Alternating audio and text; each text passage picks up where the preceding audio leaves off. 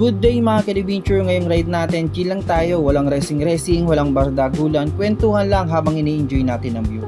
May isa lang ako napansin mga ka-adventure, sa halos lahat ng group ng motorcycle, marami ang mga nagtatanong patungkol sa bolts.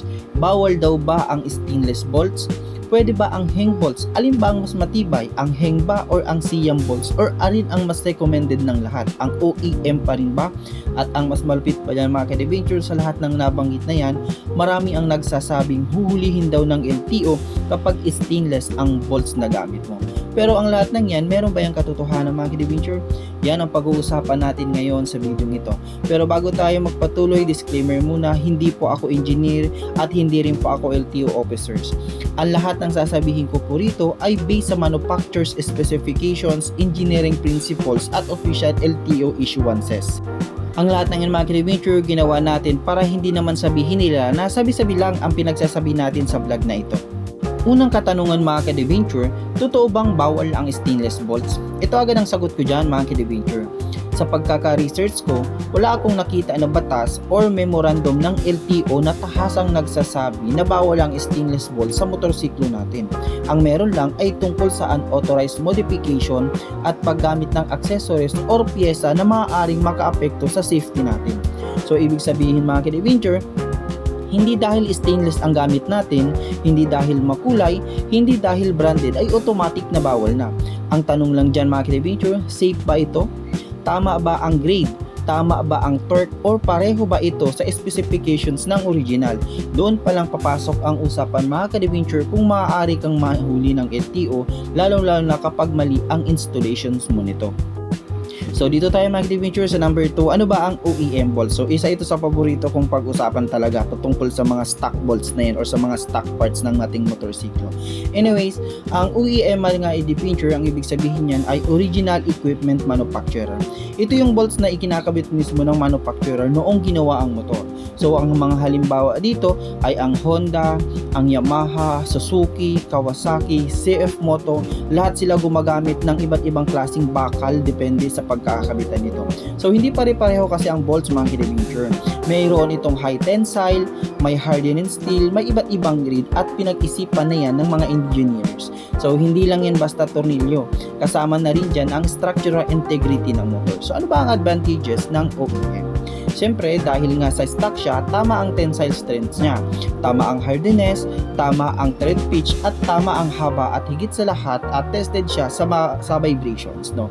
Design ito para sa torque specifications, mas predictable din ang lifespan ng bolt. So, ano ang disadvantage niya? So, yun nga, dahil stock siya, hindi siya makintab, kaya nga minsan mas binibili natin na bumili na lang ng aftermarket at mas maganda ito.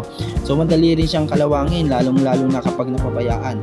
At isa pa mga ka-adventure, mas mahal siya minsan sa replacement. So instead na bibili tayo ng stock parts or stock bolts nito, ay mas pinipili na lang natin na bumili sa aftermarkets dahil mas maganda ito at mas mura pa.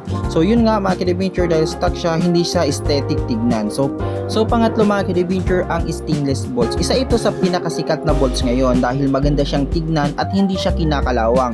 Lagi rin siyang makintab at madaling linisin. Pero may downside din naman ito. Ang advantages nito mga ka-adventure, dahil nga sa stainless siya, hindi siya kinakalawang, maganda rin siya sa mga show bikes, maganda siyang tignan at madaling linisin. Ngayon pa man, ang disadvantages niya mga ka-adventure ay nakadepende sa grade nito. So napansin nyo ba mga ka-adventure, kapag bumibili tayo ng online na bolts, meron tayo dyan makikita na 300 for stainless and 316 stainless, something na gano'n. Yun yung grado ng stainless na binibili natin. So unang interpretation kasi natin mga ka-adventure, na kapag stainless ang binili natin ay mas matibay na siya. Pero doon tayo nagkakamali dahil hindi lahat ng stainless mga ka-adventure ay mas matibay na kaysa sa OEM niya.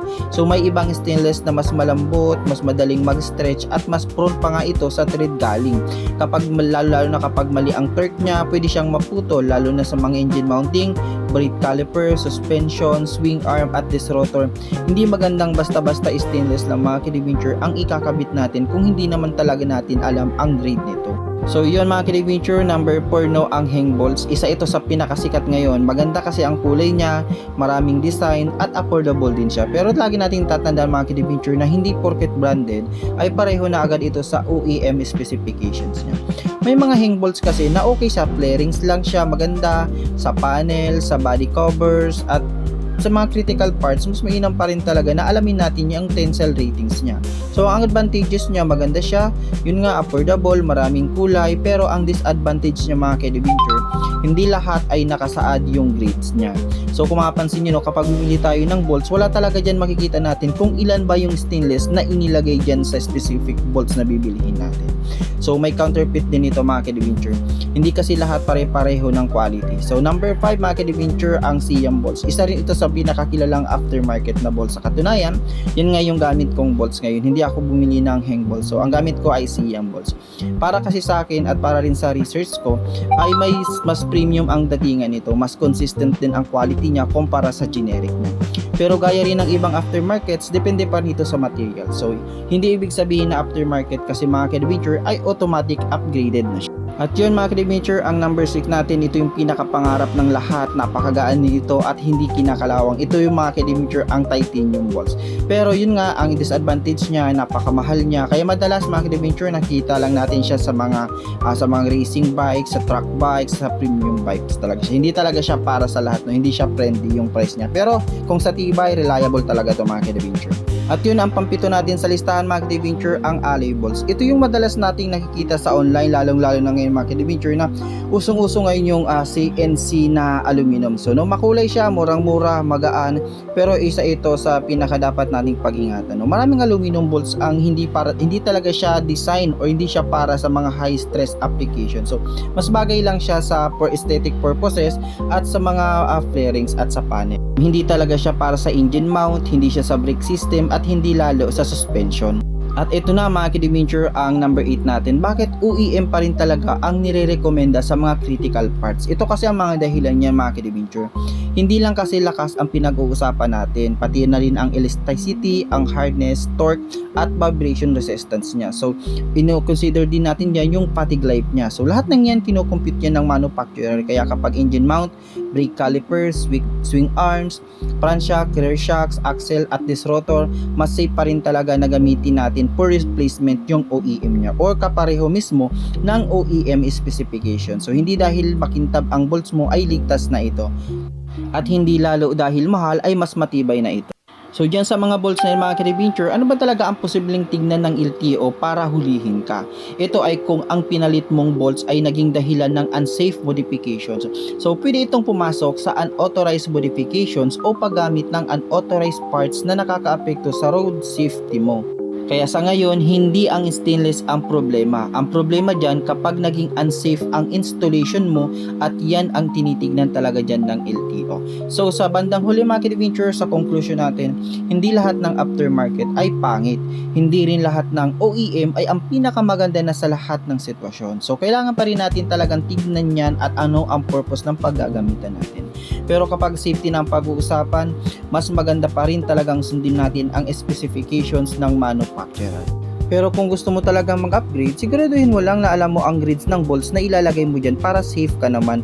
Hindi lang dahil sa maganda siya, hindi lang dahil sa uso, kundi dahil ligtas ito. At syempre, mas mahalaga pa rin talaga na makauwi ka ng ligtas kaysa pinakakumikinang ang motor mo sa daan pero hindi naman ito safe. So yun lang mga ka-adventure, sana may natutunan kayo at kung mayroon kayong gustong ipa-review na accessories, modifications o kahit anong balak ninyong ikabit sa motor ninyo o baka nakabit na pero gusto nyo pang malaman kung ligtas ba ito gamitin at kung may posibleng maging issue ba ito in the long run sa LTO. So i-comment nyo lang dyan sa baba mga ka-adventure, ako nang bahala maghanap ng informations, official references at legal basis para makapagbigay tayo ng review na hindi lang basta opinion or sabi-sabi, kundi mayroon tayong matibay na batayan para mas kampante na rin tayong bumiyahe at iwas abala na rin sa checkpoints. So hanggang dito lang mga ka-adventure, maraming salamat. For your reference, ipipin ko na sa comment sections ang legal basis ng mga nabanggit ko patungkol sa LTO mga ka-adventure. So yun lang mga ka-adventure, maraming salamat, ride safe at salamat sa panonood.